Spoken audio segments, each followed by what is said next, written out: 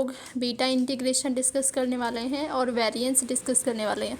जैसे कि हमने पिछले वीडियोस में एक्सपेक्टेशंस डिस्कस करी थी, उसी तरह से वेरिएंस इस वीडियो में हम लोग डिस्कस करेंगे आज।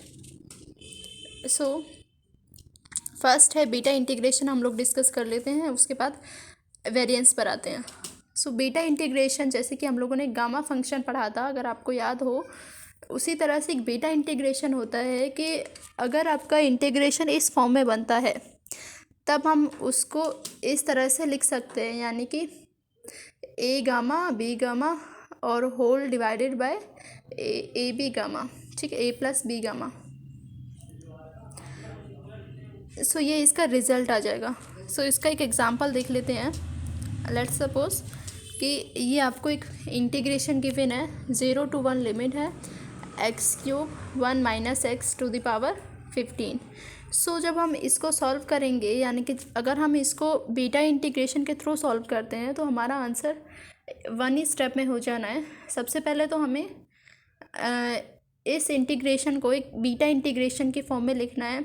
जैसे कि हमें पता है कि बीटा इंटीग्रेशन होता है लिमिट 0 to 1 होनी चाहिए, ये बहुत इम्पोर्टेंट है, और x की पावर होनी चाहिए a - 1 (x⁻b - 1 dx). ये आपका इंटीग्रेशन होना चाहिए। इसका जो रिज़ल्ट होगा वो होगा a gamma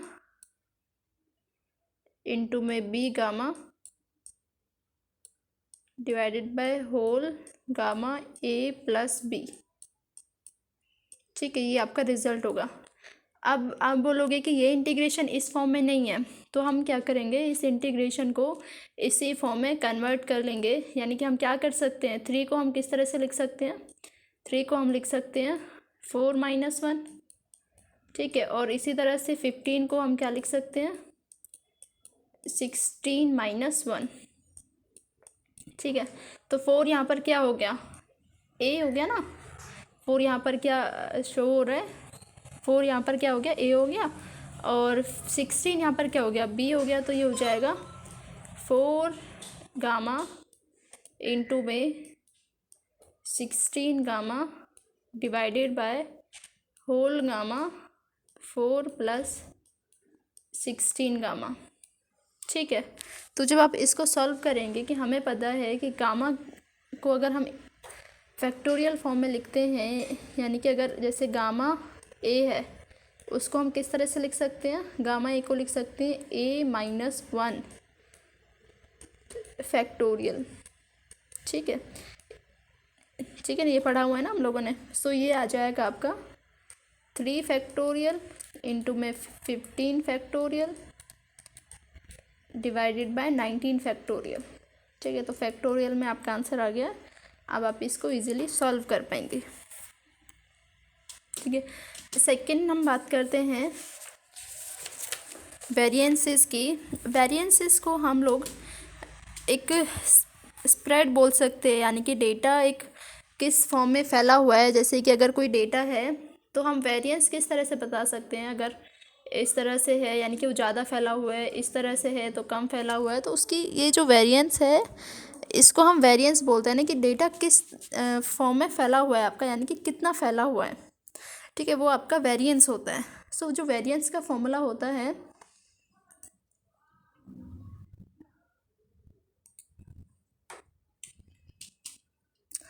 expectation of x minus mu का होल स्क्वायर, ठीक है। इसको हम और किस तरह से लिख सकते हैं, इसको हम लिख सकते हैं एक्सपेक्टेशन ऑफ एक्स स्क्वायर, यानी कि जो होल स्क्वायर है, इसको हमने होल स्क्वायर को हमने यहाँ पर खोल लिया, यानी कि x² plus mu square minus 2 mu x, ठीक है। इसको और हम किस तरह से लिख सकते हैं कि एक्सपेक्टेशन जो है उसको हम एक्सपेक्टेशन सबको अलग अलग करके लिख सकते हैं। Expectation of x² plus expectation of mu square minus expectation of 2 mu x.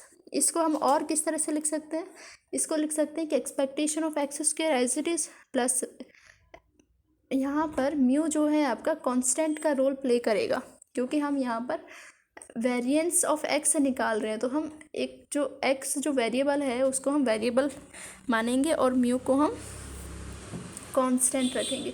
So constant का एक्सपेक्टेशन होता है कांस्टेंट, ठीक है, तो ये कांस्टेंट आ गया माइनस इसी तरह से ये आ जाएगा 2 म्यू इंटू में एक्सपेक्टेशन ऑफ एक्स, ठीक है, ये होगा एक्सपेक्टेशन ऑफ एक्स, ठीक है, माइनस में -2 म्यू एक्सपेक्टेशन ऑफ एक्स। इसको हम और किस तरह से लिख सकते हैं, इसको हम लिख सकते हैं कि expectation of X square plus mu square -2 mu square, यानी कि एक्सपेक्टेशन को हम किस तरह से पढ़ते थे, एक्सपेक्टेशन को हमने क्या और पढ़ा था, हमने पढ़ा था म्यू की एक्सपेक्टेशन को म्यू भी कह सकते हैं, ठीक है, तो 2 म्यू इंटू में म्यू हो जाएगा 2 म्यू स्क्वायर, ठीक है। इसको और हम क्या लिख सकते हैं कि expectation of X square minus mu, ठीक है, क्योंकि 2 म्यू स्क्वायर में से म्यू स्क्वायर कैंसिल हो गया तो ये बचा म्यू स्क्वायर।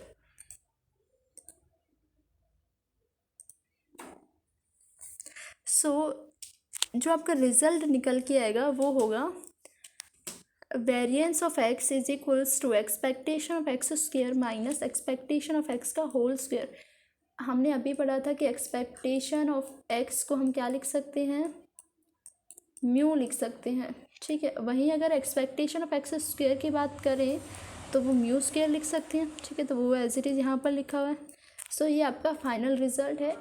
इस रिज़ल्ट को हम लोग आगे यूज़ करेंगे, यानी कि ज़्यादातर हम क्वेश्चंस में ये वाला रिज़ल्ट यूज़ करने वाले हैं। हरिओम।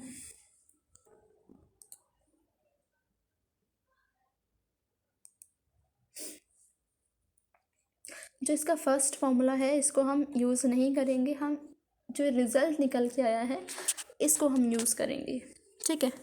तो इसकी कुछ प्रॉपर्टीज़ देख लेते हैं कि वेरिएंस की क्या प्रॉपर्टीज़ होती हैं। जैसे कि हम लोगों ने एक्सपेक्टेशन की प्रॉपर्टीज़ पढ़ी थी, ठीक है, उसी तरह से हम वेरिएंस की प्रॉपर्टीज़ पढ़ेंगे। जैसे कि फर्स्ट है इसमें variance of constant equals to 0।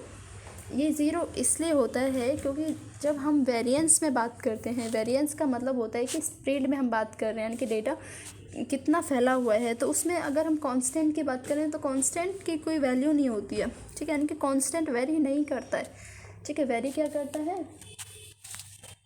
Variable very करता है, ठीक है, तभी तो उसको वेरिएबल बोला जाता है, लेकिन कांस्टेंट फिक्स रहता है, वो वेरी नहीं करता है, इसीलिए वेरिएंस ऑफ कांस्टेंट अगर हम निकालें तो वो 0 होगा। वहीं अगर आपने एक्सपेक्टेशन का वीडियो देखा है तो उसमें मैंने बताया है कि expectation of constant is equals to constant होता है, ठीक है, और वहीं वेरिएंस ऑफ कांस्टेंट क्या होता है, 0।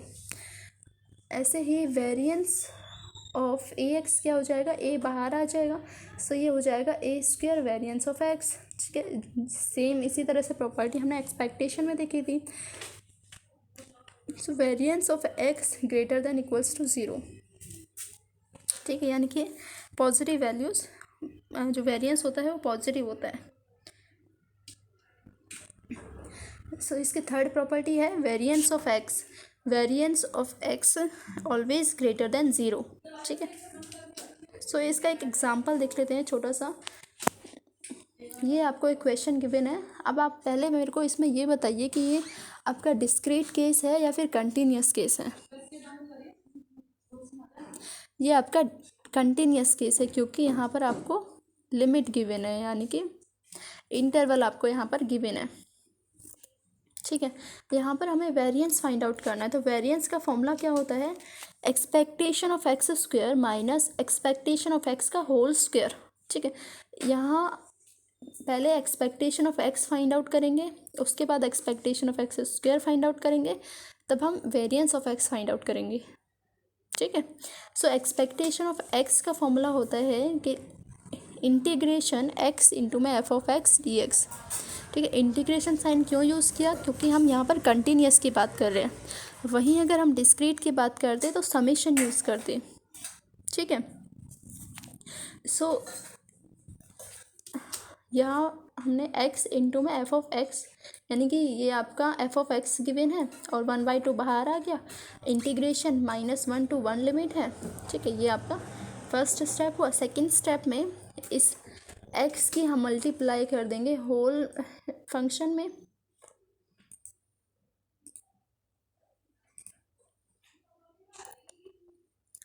सो ये आ जाएगा एक्स स्क्वायर। इस एक्स की मल्टीप्लाई हम इस फंक्शन से करेंगे, यानी कि एक्स इंटू में एक्स हो जाएगा एक्स स्क्वायर, एक्स इंटू में 1 हो जाएगा एक्स डी एक्स। ठीक है, अब हम इसका इंटीग्रेशन करते हैं तो ये आ जाएगा 1/2 बाहर, क्योंकि यहाँ पर 1/2 आपका पहले से फंक्शन में था। सो 1/2 बाहर x³/3 plus x²/2 with limit -1 to 1। ठीक है, लिमिट आप चाहो तो यहाँ पर भी लिख सकते हैं -1 to 1। ठीक है, तो जो इसका रिजल्ट आएगा, यानी कि जो एक्सपेक्टेशन ऑफ एक्स आएगा वो आएगा 1/3। ठीक है, इसी तरह से जैसे हमने कि expectation of x find out किया है, हम लोग एक्सपेक्टेशन ऑफ एक्स स्क्वायर भी फाइंड आउट करेंगे। यानी कि जहाँ हमने एक्स की मल्टीप्लाई करी थी, कि जैसे इंटीग्रेशन एक्स इंटू में एफ ऑफ एक्स किया था फॉर एक्सपेक्टेशन ऑफ एक्स, इसी तरह से हम लोग expectation of X square find out करने के लिए जो अंदर है उसका यहाँ मल्टीप्लाई करेंगे, इंटू में फंक्शन करेंगे। ठीक है, विद इंटीग्रेशन। अगर आपका डिस्क्रीट है तो हम क्या यूज़ करेंगे, समेशन। ठीक, सो इसी तरह से आप लोग इसका expectation of X square find out करेंगे तो वो भी 1/3 आना है। ठीक है,